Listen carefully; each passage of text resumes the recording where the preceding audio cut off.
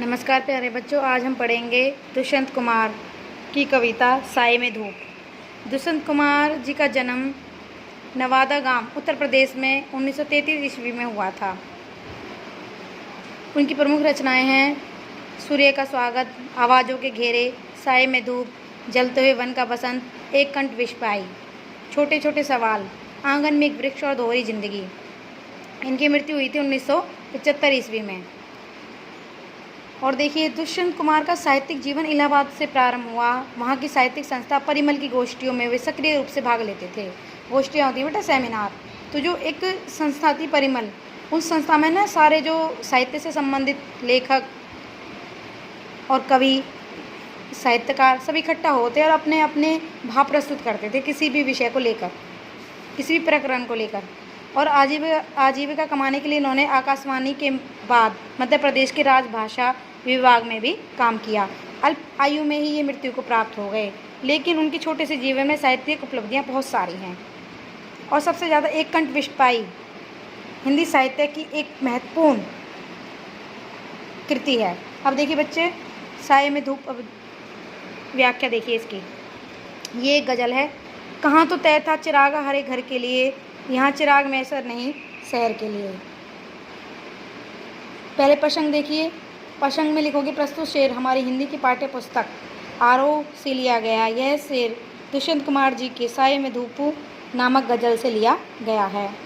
इस शेर में दुष्यंत जी की वर्तमान राजनीति और समाज की असफलता और अभिमान की अभिव्यक्ति हुई है। अब व्याख्या देखिए। हमारे देश के जो बड़े बड़े कर्णधार है, यह उद्घोषित किया था, उन्होंने ये कहा था, जो बड़े बड़े राजनेता लोग हैं, कि हम हर एक घर के लिए, हर व्यक्ति के लिए, हर नागरिक के लिए उनकी सुख सुविधाओं की व्यवस्था करेंगे। लेकिन उन्होंने क्या किया? उन्होंने एक एक नागरिक तो छोड़ो, उन्होंने किसी के लिए भी कोई भी सुविधा उपलब्ध नहीं कराई। अर्थात वो एक चिराग भी नहीं देख पाए। अर्थात एक नागरिक की तो बात क्या करें, वो एक शहर में भी एक चिराग को उपलब्ध नहीं करा पाए। भावार्थ यह है कि कवियों ने राजनीति की गलियों में बड़े बड़े वायदे करने वालों पर तीखा व्यंग किया है। ये राजनीति के ठेकेदार हर घर को तो क्या, पूरे शहर को भी सुविधा देने में असमर्थ रहे हैं। अब विशेष देखिए बेटे, गज़ल छंद है, उर्दू फारसी भाषा का प्रयोग है, शांत रस है, प्रसाद गुण है और व्यंग्यात्मकपूर्ण शैली का प्रयोग दुष्यंत कुमार जी ने करा है। समझ में आ गया बच्चों ये?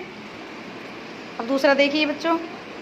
यहाँ दरख्तों के साए में धूप लगती है, चलो यहाँ से चलें उम्र भर के लिए। यहाँ पे कवि कह रहे हैं कि समाज में रहने का यूँ तो सभी समर्थ सुख सुविधाएं मिली हैं हमें इस समाज से, परंतु उनमें भी क्या कमी रह गई है? उनमें भी हमें अच्छा नहीं लगता। क्यों? क्योंकि ये पूरा समाज मानवताहीन बन चुका है। हर किसी के लिए प्रेम और संवेदना नहीं रही है। कभी ऐसे लोगों के समाज का बहिष्कार कर यह कहना चाहता है कि सुख सुविधाएं बेशक हमें कम मिलें, लेकिन हमें आपस में प्रेम भाव से रहना चाहिए। और इस समाज में प्रेम और भाव कहीं भी नहीं रह गया। इसलिए मेरा मन करता है इस समाज को छोड़कर मैं उम्र भर के लिए कहीं चला जाऊं। आप सब भी मेरे साथ कहीं पर चलो। नए कमीज तो पाँवों से पेट ढक लेंगे, ये लोग कितने मुनासिब हैं सफ़र के लिए। दुष्यंत जी ने आम आदमी की विफलता व्यवस्था को दर्शाते हुए लिखा है कि भूख के चिपटे पेटों को यहाँ कोई देखने वाला नहीं है। इसलिए जीवन यात्रा में किसी को अपना पेट दिखाने से बेहतर है कि कमीज के अभाव में अपने पाँवों से पेट ढक लें। तात्पर्य यह है कि ऐसे बड़े लोगों और जो संवेदनहीन लोगों के सम्मुख अपनी व्यवस्था असमर्थता को प्रस्तुत करने से अच्छा है हम क्या करें, इसके विपरीत हम उनकी गरीबी का मजाक ना उड़ाएं। इसलिए यह उचित है कि अपनी कमजोरी व्यवस्था और असमर्थता को हम किसी के सामने प्रस्तुत नहीं करें। अर्थात जो अमीर लोग हैं उनके सामने हम अगर अपने दुख को प्रकट करेंगे तो उससे कोई भी असर नहीं उनको होने वाला। इसलिए संवेदनहीन लोगों को छोड़ के हमें अलग हो जाना चाहिए। कभी समाज की संवेदनहीन अमानवीय व्यवहार को बता रहा है और आक्रोश प्रकट करते हुए कह रहा है, हमारी जीवन यात्रा में कभी भी किसी प्रकार के सहयोगी नहीं रहे, अतः जीवन पथ पर हमें स्वयं ही अकेला चलना पड़ेगा। हम ही मुनासिब हैं, अर्थात हम ही अकेला ही चलना पड़ेगा। इसलिए हम ही ठीक हैं इस सफ़र के लिए। आगे देखिए, खुदा नहीं न सही आदमी का ख्वाब सही, कोई हसीन नज़ारा तो है नज़र के लिए। कवि चारों तरफ फैली है अव्यवस्था के प्रति आक्रोश पकड़ करते हुए कह रहा है कि परिवर्तन की आशा में लिखता है कोई भी जो कवि होता है। आम आदमी के लिए इस जीवन में भगवान का कोई सहारा नहीं है। भले ही वह न हो तो भी आदमी सुंदर सुखद भविष्य के सपनों में जी लेता है। कवि मानता है कि आदमी को जीवन जीने के लिए कोई न कोई आश्रय की आवश्यकता होती है, इसलिए आम आदमी को जीने के लिए उसके द्वारा देखे गए सपन की आशा की किरण पैदा करते हैं। आम आदमी अपने जीवन के प्रति सुंदर कल्पना करके भी संतुष्ट रहता है। भावार्थ यह है कि कवि जीने के लिए, परिवर्तन के लिए और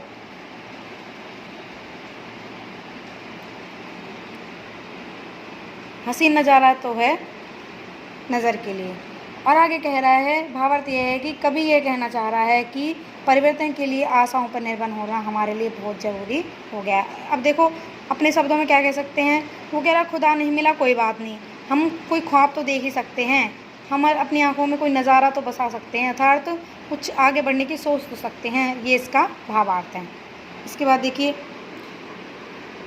वे मुयत्तिन है कि पत्थर पिघल नहीं सकता, मैं बेकरार हूँ आवाज़ में असर के लिए। दुष्यंत जी सामाजिक परिवर्तन की आशा में कहते हैं कि राजनीति व सामाजिक के कर्णधार जो समाज के बड़े लोग हैं, वर्ग हैं, इस बात से आश्वस्त हैं कि वे समाज के पत्थरों को पिघला नहीं सकते। तात्पर्य यह है कि वे किसी भी प्रकार के परिवर्तन में असमर्थ हैं। वे राजनीति व समाज की यथास्थिति से प्रसन्न हैं, वे परिवर्तन करना नहीं चाहते हैं। लेकिन मैं बेकरार हूँ आवाज़ में असर के लिए था। लेकिन मैं क्या चाह रहा हूँ, मैं इस परिवर्तन के लिए तैयार बैठा हूँ, अर्थात मैं कुछ ना कुछ ऐसे अपने कलम से कुछ लिखूँगा, या कभी कुछ ना कुछ ऐसे परिवर्तन की आशा रखता है कि वह उनकी ओर से बदलाव की अपेक्षा बेशक ना हो, लेकिन कवि चाहता है कि वह इस दिशा में प्रयास करने की पहल करे। कवि उनके प्रयासों को पहल करने के प्रयत्नों के प्रति अपनी व्याकुलता को दर्शा रहा था। अर्थात कवि कह रहा है कि मैं तो समाज में परिवर्तन लाने के लिए बहुत बेकरार हूँ। आगे देखिए, तेरा निज़ाम है सिल के जवान शायर की ये एहतियात ज़रूरी है इस बहर के लिए। दुष्यंत जी शासन व्यवस्था के प्रति अपना आक्रोश व्यक्त करते हुए कह रहे हैं, शासकों की निरंकुशता पर व्यंग है मेरा, और मैं कहना चाहता हूँ निरंकुश शासन में किसी को भी स्वतंत्र विचार प्रकट करने की स्वतंत्रता नहीं देता है। जो उच्च वर्ग है वो किसी को भी ऐसी आज़ादी नहीं देता कि वो अपने मन के भावों को प्रकट कर सके। शासक जब चाहे स्वतंत्र चेता बुद्धिजीवियों की जीभ बंद कर सकता है। कवि शासन की निरंकुशता का वर्णन करते हुए कहता है कि शासन करने के लिए ऐसी दुर्व्यवस्था बनाए रखना आवश्यक है जिससे उसका विरोध करने वाला उसका प्रतिकार करने का साहस न जुटा सके। भावार्थ यह है कि परिवर्तन लाने वाले बुद्धिजीवियों व अन्याय के विरुद्ध क्रांति लाने वालों पर शासक वर्ग अत्याचार ढाता है। आगे देखिए, जिए तो अपने बगीचे में गुलमोहर के तले और मरे तो गैर की गलियों में गुलमोहर के लिए।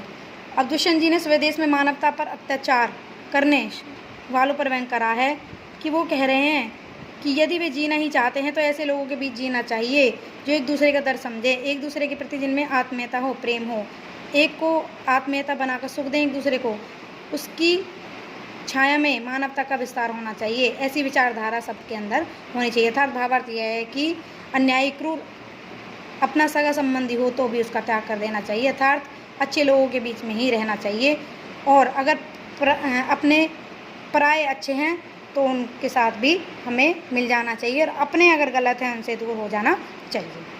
अब ये आपको व्याख्या बच्चों याद करनी है और लिखनी है।